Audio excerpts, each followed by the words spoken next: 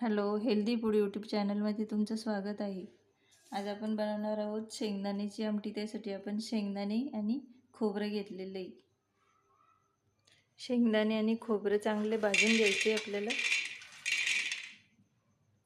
जेव्हा घरातल्या भाज्या संपलेल्या असतात तेव्हा अशी भाजी बनवायची. आता हे मिक्सरमधून बारीक करून घेऊ चांगलं. खोबरं शेंगदाण्यासोबत थोडी कोथिंबीर वाटून घेऊ. तेल टाकू,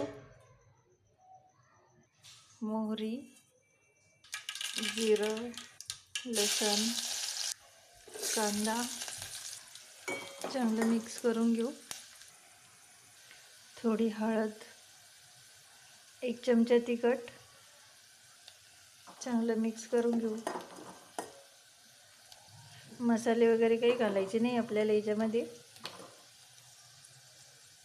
आता ही शेंगदाणे खोबऱ्याची ग्रेव्ही याच्यामध्ये टाकून चांगलं फ्राय करून घेऊ. अशी छान चविष्ट आमटी तयार होते. एकदा करून बघा. त्याच भाज्या खाऊन कंटाळा येतो, म्हणून नवीन भाजी करून बघायची काहीतरी. 1 मिनिट ग्रेव्ही चांगली परतून घ्यायची आहे. मीठ टाकू चवीनुसार. याच्यामध्ये आता 1 ग्लास पाणी टाकू.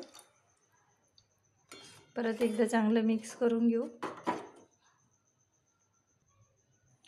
छान उकळी आलेली आमटीला. थोडी कोथिंबीर टाकू. ही अशी छान आमटी आपली तयार झालेली आहे. एकदा करून बघा, खूप छान लागते. हेल्दी पण आणि पौष्टिक पण.